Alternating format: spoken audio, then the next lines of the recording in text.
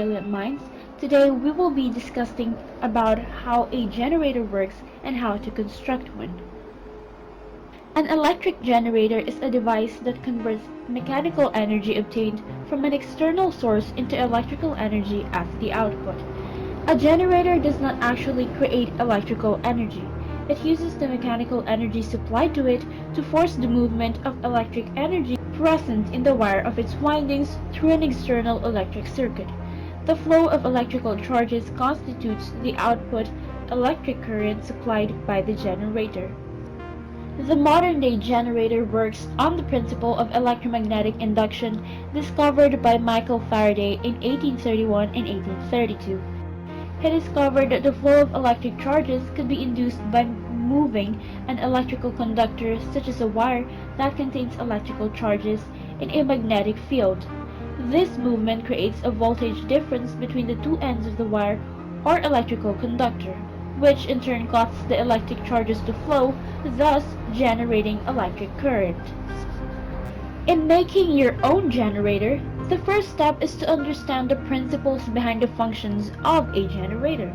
Equipped with the proper knowledge, the materials to be used should be gathered.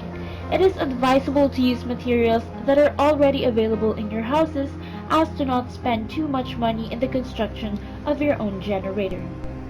The materials that we used were an electric motor that can be found inside broken appliances at home, such as computers, refrigerators, microwave ovens, washing machines, vacuum cleaner, electric toothbrush, and electric fan.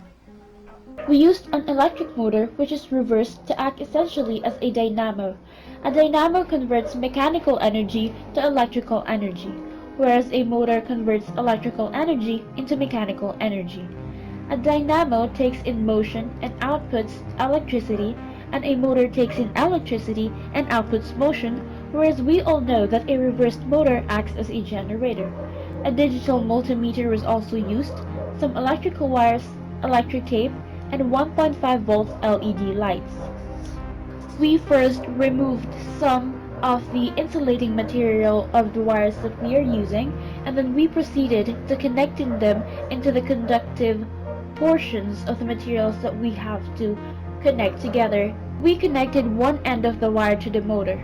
We will do this process twice to connect them to the positive and negative ends of the motor. Also, make sure that all of the wires are secured and that two ends of the wires do not meet to make sure that there will be a circuit that is successfully made and that no two wires will create a short circuit. We have made sure that does not happen by using electric tapes. We then checked whether the motors or generators are working by using the digital multimeter, where we can see that the generator is able to make up to 9 volts. The other ends of the wires were then connected to the conducting ends of the LED bulbs. In this case, we created a series circuit by using two LED lights in a singular circuit. The steps are quite simple to follow. There are other ways of creating a generator, however there are lots of constraints, such as the materials that are required are very rare in the market or are very expensive. Most YouTube tutorials are also ineffective as their models do not work in real life. Beware and know how the principle works and you will be guided accordingly. This is the simplest generator available. At this point, you can just find numerous creative ways to put your generator into use. And then, just say the magic word, Lumos, and then you will be able to see the bright lights created using your very own generator.